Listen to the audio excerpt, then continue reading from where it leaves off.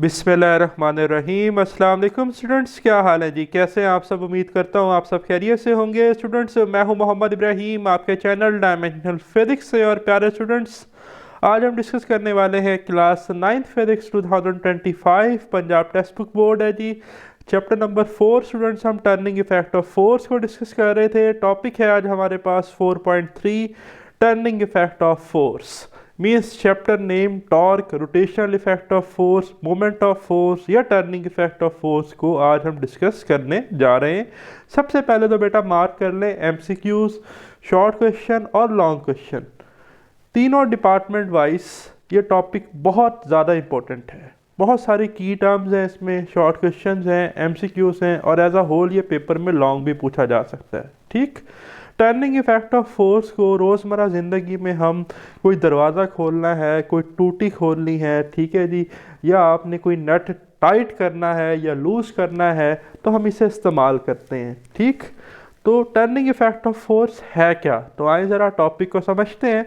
We have learn so far that a net force affects the linear motion of an object by causing it to accelerate. Students, हमने अब तक ये discuss किया कि net force जो है वो किसी स्ट्रेट लाइन मोशन को जो है वो क्या कर सकती है, इफेक्ट उसको एक्सेलरेट करवा के उसकी वेलोसिटी चेंज करके या तो इंक्रीज होगी या डिक्रीज होगी। डिक्रीज होगी तो वो डी एक्सेलरेटिंग होगी या डी एक्सेलरेशन जिसे हम कहते हैं। Since rigid object can also rotate so we need to extend our concept.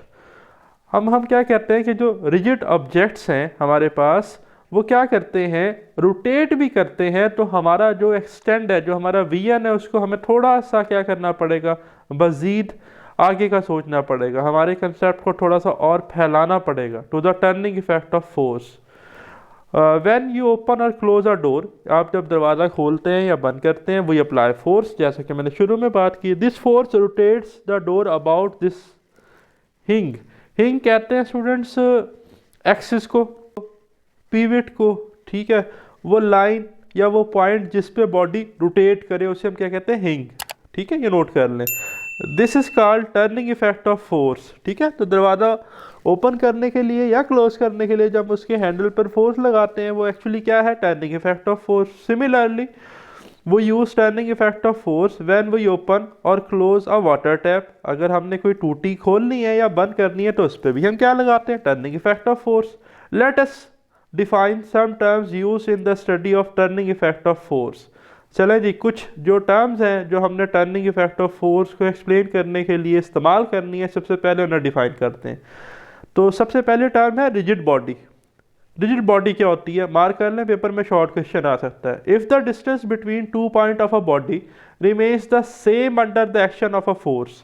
Students, अगर कोई बॉडी है और उस पर हम फोर्स अप्लाई करते हैं और उसके 2 पॉइंट्स के दरमियान फासला जो है वो सेम रहता है फोर्स लगाने के बाद भी, तो इस तरह की बॉडी को हम क्या कहते हैं, रिजिड बॉडी। ठीक है, अब आप देखें, during rotation all the points of a rigid body rotate along fixed circles as shown in figure 4.3। पहले तो इधर देखें, ये फिगर 4.3 है। ये एक्चुअली हमारे पास एक 3 डायमेंशनल स्पेस है। ये एक्स एक्सिस है, ये वाई एक्सिस है, ये जेड एक्सिस है। एक्स और वाई एक्सिस के दरमियान भी 90 का एंगल है, वाई जेड के दरमियान भी 90 और जेड एक्स के दरमियान भी 90। तो स्पेस हम कहते हैं 3 डायमेंशनल को। अब ये जो बॉडी है इसका एक्सिस ऑफ रोटेशन है ओ जेड, ओ रीजन है यहाँ पर। ठीक है, अब इसमें 2 पॉइंट्स लिए गए हैं, एक पॉइंट ए और एक पॉइंट बी है। ठीक, और अगर आप देखें ए पॉइंट और बी पॉइंट जो है इनका एक्सिस ऑफ रोटेशन अगर हम देखें ओ जेड है तो ये सर्कुलर मोशन परफॉर्म कर रहे हैं। ठीक है, अगर इन पॉइंट्स को देखें, लेकिन अगर इस रिजिड बॉडी को कहेंगे तो हम कहेंगे ये रोटेशन परफॉर्म कर रही है। सही, तो अब हम बात कर रहे थे रिजिड बॉडी की। हमने क्या कहा था रिजिड बॉडी में, कि रिजिड बॉडी में जो पार्टिकल्स हैं वो फिक्स सर्कल में क्या करते हैं, मूव। तो ये देखें, ये पार्टिकल भी एक फिक्स सर्कल में घूम रहा है, पार्टिकल एक फिक्स सर्कल में ट्रेड कर रहा है। और ये जो स्ट्रेट लाइन है इसे हम एक्सिस ऑफ रोटेशन कहते हैं। तो देखिए, the straight line joining the centre of these circles called the axis of rotation. In this case it is O Z. ये क्या है, ओ जेड है, मैंने शुरू में बात बता दी आपको। ठीक है, to observe the turning effect of force let us perform an activity. ले जी, कहता है टर्निंग इफेक्ट ऑफ फोर्स को समझने के लिए हमें सबसे पहले एक एक्टिविटी परफॉर्म करनी चाहिए। ठीक है, तो अगर आप एक टीचर है या अगर आप एक स्टूडेंट्स हैं, ठीक है, तो आपने क्या करना है, कोई प्ले ग्राउंड ऐसा या आपके घर के करीबी के पास जहाँ पर आपके पास सीसा हो, तो आपने वहाँ पर चले जाना है। ठीक है, take your class to playground, अपनी क्लास को कहाँ ले जाइए, प्ले ग्राउंड पर, where a seesaw is available, जहाँ पर सीसा हो। ठीक है, let a lighter child sit on the left side, जो एक कम वेट वाला बच्चा है उसे आप लेफ्ट साइड पे बिठा दें, and the heavier one on the right side, और ज़रा ज़्यादा जो बल्कि है उसको कहाँ बिठा दें, राइट साइड पर। ठीक है, ऑफ द सीसा। The distance of both of the children from the pivot should be equal. Pivot क्या है, वो आपका एक्सिस ऑफ रोटेशन, ठीक है, जहाँ पर बॉडी रोटेट कर सकती है। सही, कहता है एक शर्त यह है कि फासला पिवट से बराबर रखना है, यानी कि ये बच्चा यहाँ बैठा है तो ये वाला बच्चा, अब इस केस में जो बात हो रही है, ये यहाँ बैठा हुआ है जहाँ पे इस वक्त मेरा कर्सर है। ठीक, the force exerted by each child is equal to the weights acting downward. कहता है हर बच्चा जो फोर्स लगाएगा वो उसके वेट के इक्वल होगी due to gravitational pull of earth. Does the heavier child move down, भाई क्या भारी बच्चा नीचे जाएगा, तो यस, भारी वाला नीचे जाएगा, yes, because he is exerting larger force. ठीक है, ऐसे ही होगा ना। लेकिन आगे कहता है now move the heavier child near to the pivot. अब जो बच्चा इधर बैठा हुआ था, कहते हैं उसको हैवियर चाइल्ड को कहाँ लाए, नियर टू द पिवट। ठीक है, अब वो यहाँ से उठ के कहाँ आ गया, इधर करीब। सही, to the pivot and the lighter child away from the pivot, और इसको कहेंगे भाई आप थोड़ा सा और पीछे हो जाओ, दूर हो जाओ पिवट से। ठीक है, as shown in figure. Ask the student what do they observe. कहते हैं अब आप बच्चे जो ऑब्जर्वर हैं, जो इन्हें देख रहे हैं कि भाई ये शीशा पर बैठे हुए, वो क्या देखेंगे। अब वो ये देखेंगे कि जो लाइटर स्टूडेंट था ये नीचे की तरफ जाएगा और ये जो हैवियर था ये ऊपर की तरफ उठना शुरू हो जाएगा। ठीक, you will see that seesaw tilts to the opposite direction and the lighter childs move down. यही मैंने कहा ना कि शुरू में क्या हो रहा था, जब दोनों इक्वल फासले से बैठे थे पिवट पे, कि भारी वाला नीचे जा रहा था।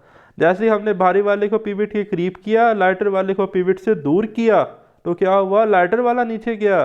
This show that the turning effect of force dot not depends only its magnitude. कहता है कि जो टर्निंग इफेक्ट ऑफ फोर्स है, या रोटेशनल इफेक्ट ऑफ फोर्स है, या मोमेंट ऑफ फोर्स है, या टॉर्क है, चारों नाम आपने याद रखने हैं, ये सिर्फ मैग्नीट्यूड पर डिपेंड नहीं करता, but also on the location where it acts. ये आल्सो डिपेंड करता है उस लोकेशन पर जहाँ से फोर्स अप्लाई हो रही है, और ये जो लोकेशन है अभी हम पढ़ेंगे इसे मोमेंट आर्म कहते हैं। ठीक है, therefore we can say that the greater the force the greater is the turning effect of force. ज़्यादा फोर्स होगी, इस एक्टिविटी से हमें क्या पता चला, ज़्यादा फोर्स होगी तो ज़्यादा turning effect of force produce होगा। Moreover the larger the perpendicular distance of force from the axis of rotation. ये डेफिनेशन मार्क कर लें कि perpendicular distance from the action of line of action of force and the axis of rotation is called moment arm. इसे ये moment arm कहते हैं। ठीक है, जितना ज़्यादा ये परपेंडिकुलर डिस्टेंस होगा फोर्स का फ्रॉम एक्सिस ऑफ रोटेशन, उतना ज़्यादा टर्निंग इफेक्ट होगा फोर्स का या टॉर्क होगा। ठीक, नीचे डेफिनेशन मेंशन है, आप ये भी याद कर सकते हैं। तो सबसे पहले डेफिनेशन आ रही है line of action of force की, पेपर में शॉर्ट आ जाता है। The line along which the force act is called line of action of force। एक स्पैनर से पर्सन नट को टाइट कर रहा है, तो स्पैनर के जिस हिस्से से जहाँ पर वो फोर्स लगा रहा है, आया क्लॉकवाइज लगा रहा है या एंटी क्लॉकवाइज लगा रहा है, वो उसका line of action of force है। ठीक, और line of action of force से एक्सिस तक का जो फासला है या पिवट तक का जो फासला है, ठीक है, वो क्या है हमारे पास, axis of rotation. The perpendicular distance, paper में एमसीक्यूज आ सकता है कि पैरेलल डिस्टेंस है परपेंडिकुलर, नहीं भाई perpendicular. The perpendicular distance of line of action of force from the axis of rotation is known as moment arm of the force, या इसे सिंपली मोमेंट आर्म कहते हैं। ठीक है, तो ये दोनों डेफिनेशन आप नोट कर लें। The moment arms of both the children are shown in the figure activity 4.1। ठीक है, ये देखें जी, ये आपके पास मोमेंट आर्म है, यहाँ से लेके पिवट तक का ये लिखा हुआ है नीचे मेंशन, और इस स्टूडेंट के लिए, इस पर्सन के लिए यहाँ से लेकर यहाँ तक ये मोमेंट आर्म दिखाया गया है। सही, there are many other examples to observe the turning और रोटेशनल इफेक्ट ऑफ फोर्स। कहता है इसी तरह हमारी रोज़मर्रा की ज़िंदगी में और भी बहुत सारी एग्जाम्पल्स हैं रोटेशनल या टर्निंग इफेक्ट ऑफ फोर्स को देखने के लिए। It is harder to open a door by pushing it at one point closer to the hinge. कहता है कि पिवट के करीब जो पॉइंट है वहाँ से दरवाजे को खोलना या बंद करना ज़्यादा मुश्किल है। आपने देखा डोर का हैंडल हम पिवट से अवे लगाते हैं, दूर लगाते हैं, ताकि मोमेंट आर्म ज़्यादा हो, टर्निंग इफेक्ट ऑफ फोर्स ज़्यादा प्रोड्यूस हो, दरवाज़ा बंद या आसान बंद हो या खोलना हो तो वह आसानी से खुल जाए या बंद हो जाए। अगर इस गेट का हैंडल हम इधर लगाते, ये हमारे पास हिंग है ऑरिफिस, या इसे हम कह सकते हैं पिवट, ठीक है, ये हिंग है हमारे पास, एक्सिस ऑफ रोटेशन जो है, सही। अगर इस हैंडल को हम डोर हैंडल को उतार के इधर लगा देते तो हमें बहुत ज़्यादा फोर्स लगानी पड़ती इसको बंद करने के लिए या खोलने के लिए, ठीक। तो देखिए, it is harder to open a door by pushing it at a point closer to the hinge edge compare to push it at the handle, figure 4.4, ठीक है। That is why door और window handles are always installed at larger distance from the hinges. क्या कहता है कि इसी वजह से जो दरवाज़ों के हैंडल्स हैं वो हिंग से या एक्सिस ऑफ रोटेशन से या पिवट से ज़्यादा दूर फासलों पे लगाए जाते हैं, ताकि ज़्यादा जो है वो मोमेंट ऑफ फोर्स या रोटेशनल इफेक्ट ऑफ फोर्स जो है वो प्रोवाइड कर सके हम, ठीक है। Produce larger moment of force by applying less force, कम फोर्स लगाने से ज़्यादा टॉर्क प्रोड्यूस हो। This means that the door be open और close more easier. Similarly it requires greater force to open a nut by spanner if you hold it close such as point A. ये देखिए एक spanner बना हुआ और इससे नट tight करने, अगर स्पैनर को यहाँ से पकड़े ना जहाँ पर इस वक्त कर्सर है पॉइंट 8 से, तो हमें ज़्यादा फोर्स लगानी पड़ेगी। क्यों? क्योंकि यहाँ पर मोमेंट आर्म बहुत कम है, ये एक्सिस ऑफ रोटेशन है, यहाँ से लेकर मोमेंट आर्म ये बनता है सिर्फ जहाँ मैं कर्सर मूव कर रहा हूँ। लेकिन अगर पर्सन इस बी पॉइंट पे फोर्स लगाए यहाँ से, ठीक है, तो बड़ी कम फोर्स से हम ज़्यादा टॉर्क या rotation effect of force produce कर सकते हैं। रीज़न क्या है कि मोमेंट आर्म बहुत ज़्यादा है, ठीक है। अच्छा, इसी तरह जो स्पेशली ट्रक्स होते हैं ना बड़े, उन ट्रक्स के जो हमारे पास नट होते हैं ये इतने आसानी से एक हाथ से नहीं बंदा खोल सकता, तो यहाँ पर हम डबल आर्म स्पैनर यूज़ करते हैं, या अक्सर वो खड़े होकर स्पैनर के ऊपर जंपे लगाते हैं, ठीक है। और बड़े बड़े स्पैनर होते हैं तो वो मोमेंट आर्म भी इसलिए बड़ा रखते हैं कि यार नट खुले इजली, फोर्स भी ज़्यादा लगाते हैं ट्रक्स के लिए, ठीक। तो इन अबव एक्टिविटीज़ से हमने क्या सीखा? हमने ये सीखा कि टॉर्क जो है एक्चुअली या टर्निंग इफेक्ट ऑफ फोर्स या मोमेंट ऑफ फोर्स या रोटेशनल इफेक्ट ऑफ फोर्स वो दो फैक्टर्स पे डिपेंड करता है, एक मैग्नीट्यूड ऑफ फोर्स पे, दूसरा मोमेंट आर्म पर, ठीक है। तो टॉर्क क्या है? Product of moment arm and magnitude of force, ठीक। तो आप देखिए मोमेंट ऑफ फोर्स की डेफिनेशन आ रही है। Moment of force, the turning effect of force is measured by quantity known as moment of force और टॉर्क, सारे एक ही के नाम है जी। अब मोमेंट ऑफ फोर्स है क्या? मोमेंट ऑफ फोर्स और torque is defined as the product of force and the moment arm. जो मैंने बात की कि फोर्स का और मोमेंट आर्म का जो प्रोडक्ट है वो टॉर्क है, मोमेंट ऑफ फोर्स है, रोटेशनल इफेक्ट ऑफ फोर्स है या टर्निंग इफेक्ट ऑफ फोर्स है। अब इस डायग्राम में देखिए 4.6 में तो एक रिजिड बॉडी हमें दिखाई गई है, ये इसका एक्सिस ऑफ रोटेशन है और पी पॉइंट पर यहाँ पर एक फोर्स लग रही है, ठीक है, आप देख रहे हैं अपवर्ड, और ये ओ पी से अगर आप देखें ये फोर्स परपेंडिकुलर है, तो ये ओ पी मोमेंट आर्म है जो कि R is equal to L है और ये फोर्स एफ है, तो फिर हम टॉर्क को लिख सकते हैं एफ क्रॉस एल, ठीक है, या एफ मल्टीप्लाई बाय एल, ठीक। तो देखें the magnitude of torque is given by torque, इस सिंबल को हम टॉ पढ़ते हैं, टी ए यू टॉ, ठीक है, tau is equal to F cross L, आप इसे लिख सकते हैं, where tau is the torque and L is the moment arm. In figure 4.6, ये जो फिगर है 4.6, इसमें मैंने अभी आपको दिखाया भी है कि हमारे पास ये मोमेंट आर्म है, ठीक है, और यहाँ पर ये फोर्स लग रही है। तो देखें the line of action of force F is perpendicular to r, therefore moment arm L is equal to r. Remember that the torque of a force is zero when the line of action of force passes through the axis of rotation. कहता है अगर ये force तो P point पे लग रही है ना, अगर ये फोर्स उठा के हम कहाँ ले आए, O पर, एक्सिस पर, यहाँ पर फोर्स लगाए, तो मोमेंट आर्म क्या हो जाएगा? जीरो। इस फार्मूले में जब L जीरो होगा तो टॉर्क क्या हो जाएगी? जीरो। तो पेपर में शॉर्ट और MCQs आ सकता है कि अगर जो टॉर्क है वो ज़ीरो हो जाए, कब ऐसा होगा? अगर line of action of force जो है वो पिवट में से या एक्सिस ऑफ रोटेशन में से पास कर जाए, तो हमारे पास मोमेंट आर्म ज़ीरो होने की वजह से टॉर्क ज़ीरो हो जाएगी। ठीक है, ये आपने याद रखनी है बात। The torque is positive if the force tends to produce an anti clockwise rotation. And cursor मेरा ज़रा देखिएगा, ये एंटी क्लॉकवाइज रोटेशन है। ठीक है, क्लॉकवाइज रोटेशन क्या है? जिस तरह से घड़ी चलती है, कर्सर देखें इस तरह से। ठीक, तो एंटी क्लॉकवाइज याद रखिएगा स्टूडेंट, टॉर्क को हम क्या लेते हैं? पॉजिटिव। ठीक है, and it's taken negative if the force tends to produce a clockwise rotation. और क्लॉकवाइज रोटेशन के लिए हम टॉर्क को क्या लेते हैं? नेगेटिव। ठीक, the SI unit of torque is newton metre. ठीक है, अच्छा एक चीज़ और याद रखिएगा, आगे हम पढ़ेंगे इससे नेक्स्ट चैप्टर में, वर्क एंड एनर्जी में, वर्क का यूनिट और एनर्जी का यूनिट जाउल है और वो न्यूटन मीटर के बराबर होता है। तो टॉर्क, वर्क और एनर्जी के सेम यूनिट्स होते हैं। ठीक, अब कैसे पता चला कि टॉर्क का यूनिट न्यूटन मीटर है? भाई इस फार्मूले को देखें ना, tau is equal to F cross L, force newton में, मोमेंट आर्म मीटर में, तो newton metre is equal to unit of torque. तो ये सिस्टम इंटरनेशनल यूनिट है टॉर्क का। ठीक है, फिर आप देखें इधर एक इंफॉर्मेशन है, do you know moment of force is applicable in the working of bottle opener. A small force applied at longer moment arm produce more torque while opening a bottle. कहता है अगर आपके पास जो है ना एक ओपनर और आपने बोतल को जो है ओपन करना है, तो आपके पास जो ओपनर है आप उसके थोड़ा पीछे से फोर्स लगाएं ताकि ग्रेटर मूवमेंट आर्म हो।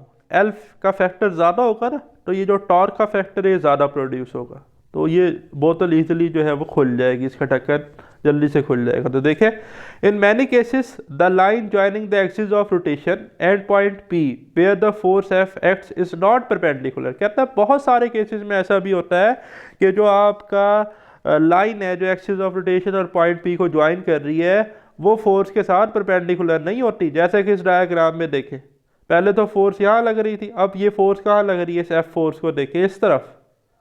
ठीक है, ये फोर्स जा रही है, अब ये एंगल 90 का तो नहीं बना रही इसके साथ। या इधर देखें तो ये फोर्स है, इधर ये एंगल 90 का तो नहीं बन रहा जहां पर कर्सर है।